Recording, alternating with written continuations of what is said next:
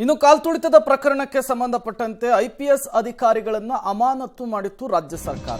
ಇದೇ ವಿಚಾರ ಈಗ ರಾಜ್ಯ ವರ್ಸಸ್ ಕೇಂದ್ರ ಅನ್ನುವಂತಹ ಜಟಾಪಟಿಗೆ ವೇದಿಕೆಯಾಗುತ್ತಾ ಅಂತ ಹೇಳಿ ಚಿನ್ನಸ್ವಾಮಿ ಕಾಲ್ತುಳಿತದ ಪ್ರಕರಣದಲ್ಲಿ ಪೊಲೀಸರ ತಲೆದಂಡ 5 ಪೊಲೀಸ್ ಅಧಿಕಾರಿಗಳ ಅಮಾನತನ್ನ ಈಗ ರಾಜ್ಯ ಸರ್ಕಾರ ಮಾಡಿ ಆದೇಶವನ್ನ ಹೊರಡಿಸಿದೆ. ಐಪಿಎಸ್ ಅಧಿಕಾರಿ ಅಮಾನತ್ತಾದ್ರೆ ತಿಂಗಳ ಒಳಗಾಗಿ ಕೇಂದ್ರ ಅದಕ್ಕೆ ಅನುಮತಿಯನ್ನ ಕೊಡಬೇಕು. ಕೇಂದ್ರ ಸರ್ಕಾರ ಒಪ್ಪದೇ ಇದ್ರೆ ಆ ಅಮಾನತು ಪ್ರಕ್ರಿಯೆ ರದ್ದಾಗುತ್ತೆ. ಹೀಗಾಗಿ ಕೇಂದ್ರಕ್ಕೆ ಮನವರಿಕೆಯನ್ನ ರಾಜ್ಯ ಸರ್ಕಾರ ಮಾಡಿಕೊಡಬೇಕಾದಂತಹ ಪರಿಸ್ಥಿತಿ ಇದೆ. ಪೊಲೀಸ್ ಅಧಿಕಾರಿಗಳ ಅಮಾನತಿಗೆ ನಿಖರ ಕಾರಣ ಕೊಡಬೇಕಾಗುತ್ತೆ.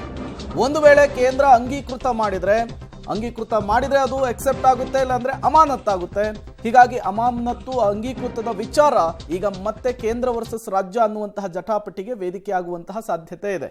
ಈಗಾಗಲೇ ರಾಜ್ಯಪಾಲರು ವರ್ಸಸ್ ರಾಜ್ಯ ಸರ್ಕಾರ ಅನ್ನುವಂತಹ ಪರಿಸ್ಥಿತಿ ಇದೆ. ಜೊತೆಗೆ ಅನುದಾನದ ವಿಚಾರ ಸೇರಿದಂತೆ ಹಲವು ವಿಚಾರದ ನಡುವೆ ಕೇಂದ್ರ ಸರ್ಕಾರ ವರ್ಸಸ್ ರಾಜ್ಯ ಸರ್ಕಾರ ಅನ್ನುವಂತಹ ವಿಚಾರ ಇದೆ. ಈಗ ತಮ್ಮ ತಪ್ಪನ್ನ ಮುಚ್ಚಿಕೊಳ್ಳುವುದಕ್ಕೆ, ರಕ್ಷಿಸಿಕೊಳ್ಳುವುದಕ್ಕೆ ಐಪಿಎಸ್ ಅಧಿಕಾರಿಗಳನ್ನು ಅಮಾನತು ಮಾಡಿದ್ದಾರೆ. ಇದು ಕರ್ನಾಟಕದ ಇತಿಹಾಸದಲ್ಲಿಯೇ ಮೊದಲು. ಹಾಗಾಗಿ ಇದು ಹೇಗೆ ಸಂಘರ್ಷಕ್ಕೆ ವೇದಿಕೆ ಆಗುತ್ತೆ ಅನ್ನೋದನ್ನು ಕಾದು ನೋಡಬೇಕಿದೆ. ತಪ್ಪಿನ ರೂವಾರಿ ಯಾರಿದ್ದಾರೆ ಅವರ ಉಪಮುಖ್ಯಮಂತ್ರಿಗಳು ಕಂಟ್ರೋಲ್ ಮಾಡ್ಕೊಳ್ಳೋದು ಬಿಟ್ಬಿಟ್ಟು ಪೊಲೀಸ್ ಕಮಿಷನರ್ ಮತ್ತು ಅಡಿಷನಲ್ ಕಮಿಷನರ್ ಮತ್ತು DCP ಇದೆಲ್ಲ ಇತಿಹಾಸದಲ್ಲಿ ಎಲ್ಲೆಲ್ಲೂ ನಡೆದಿಲ್ಲ. ನಿಜವಾದ ತನಿಖೆ ಮಾಡಿದ್ರೆ, ಕರೆಕ್ಟಾಗಿ ಪ್ರಾಮಾಣಿಕ ತನಿಖೆ ಮಾಡಿದ್ರೆ ಫಸ್ಟು ಬಲಿ ಹಾಕೋದು ಮುಖ್ಯಮಂತ್ರಿಗಳಿಗೆ ಮತ್ತು ಉಪಮುಖ್ಯಮಂತ್ರಿಗಳಿಗೆ. ಯಾಕೆಂದರೆ the buck stops with the chief minister, deputy chief minister. ಮತ್ತು ನಮ್ಮ ಹೋಮ್ ಮಿನಿಸ್ಟರ್ ಯಾಕೆ full muted. You have to take a stand to defend your police officer. ಯಾರೂ ಸಹ ಪೊಲೀಸ್ ಕಮಿಷನರ್ದು ತಪ್ಪಿದೆ, ಪೊಲೀಸ್ ಇಲಾಖೆ ತಪ್ಪಿದೆ ಅಂತ ಯಾರು ಒಬ್ಬರು ಹೇಳಿಲ್ಲ. ಇವರು ತಮ್ಮ ತಪ್ಪನ್ನು ಮುಚ್ಚಿಡಕ್ಕೆ ಪೊಲೀಸ್ ಕಮಿಷನರ್ ಮತ್ತು ಪೊಲೀಸ್ ಕಮಿಷನರ್ಗೆ ಸಸ್ಪೆಂಡ್ ಮಾಡೋದು, it is an insult to the system. It is not Dayanand. ನಾವೆಲ್ಲ ಆ ಹುದ್ದೆಯಲ್ಲಿ ಕೂತ್ಕೊಂಡಿರೋರು. ಪೊಲೀಸ್ ಕಮಿಷನರ್ ಫೇಲ್ ಆಯಿತು ಅಂದರೆ government has failed. Has police commissioner failed? Definitely not. How has police commissioner failed? You have failed. ಆಮಂತ್ರಿಸಿದವರು ಯಾರು? Police ಇಲಾಖೆಯವರು ಆಮಂತ್ರಿಸಿದ್ದು, ಆಯೋಜಿಸಿದ್ದು ಪೊಲೀಸ್ ಇಲಾಖೆನ, ಪೊಲೀಸ್ ಕಮಿಷನರ. ಆಯೋಜಿಸಿದವ್ರ ತಲೆದಂಡ ಆಗ್ಬೇಕಾ ಬೇಡವಾ?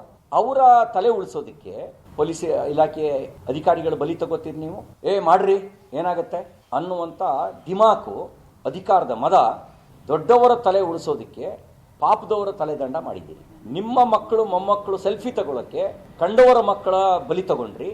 ಒಂದು ಮುಖ್ಯಮಂತ್ರಿಗಳು, ಉಪಮುಖ್ಯಮಂತ್ರಿಗಳು, ಗೃಹ ಸಚಿವರು, ಇವ್ರು ಯಾರಾದರೂ ಒತ್ತಡ ಹೇರಬೇಕೆ ಹೊರತು ಇನ್ಯಾರು ಒತ್ತಡ ಹೇರಕ್ಕೆ ಸಾಧ್ಯ ಇಲ್ಲ. ಅವರ ಆತ್ಮಸಾಕ್ಷಿನ ಪ್ರಶ್ನೆ ಮಾಡ್ಕೊಳ್ಳಿ.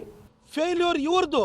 ನಿಮ್ಮ ಮಕ್ಕಳನ್ನು ಕರ್ಕೊಂಬಂದು ಸಭೆಯಲ್ಲಿ ವೇದಿಕೆ ಮೇಲೆ ಹತ್ತಿಸ್ಕೊಂಡು ಸೆಲ್ಫಿ ತೊಗೊಂಡ್ರಿ, ಫೋಟೋಗ್ರಾಫ್ ತೊಗೊಂಡ್ರಿ, ಆಟೋಗ್ರಾಫ್ ತೊಗೊಂಡ್ರಿ, ಕೈಗೆ ಬಾವುಟ ಕೊಟ್ಕೊಂಡು ನೀವು ಫೋಟೋ ತೆಗೆಸ್ಕೊಂಡವರು.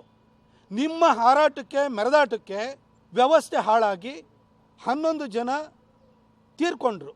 ಅದರ ನೈತಿಕ ಹೊಣೆಯನ್ನು ಸರ್ಕಾರ ಹೊರಬೇಕಿತ್ತು. ಆದರೆ ಪೊಲೀಸ್ ಇಲಾಖೆ ಮೇಲೆ ನೀವು ಗೂಬೆ ಕೂರಿಸ್ತಾ ಇದ್ರಿ. ಬನ್ನಿ ಸಂಭ್ರಮಾಚರಣೆಯಲ್ಲಿ ಭಾಗಿಯಾಗಿ ನಾವು ವಿಧಾನಸೌಧ ಎದುರುಗಡೆ ಕೊಟ್ಟು ಬಂದು ಕರೆಸಿ ತಲೆಗೆ ಟೋಪಿ, ಶಾಲು, ಹಾರ ಹಾಕ್ತೀವಿ ಅಂತ ಹೇಳಿ ಕರೆದವ್ರು ನೀವು. ಅದಕ್ಕಿಂತ ಮೊದಲು ನೀವು ಪೊಲೀಸ್ ಕಮಿಷನರ್ನ, DG ಅವ್ರನ್ನ, ಚೀಫ್ ಸೆಕ್ರೆಟರಿ ಯಾರಿಗಾರು ಮೀಟಿಂಗ್ ಮಾಡಿರಾ? ಮೀಟಿಂಗ್ ಮಾಡಿದಲೆ ಇವತ್ತು ತಲೆದಂಡೆ ಯಾರನ್ನ ಮಾಡ್ತಾ ಇದ್ದೀರಿ ಸರ್ ನೀವು?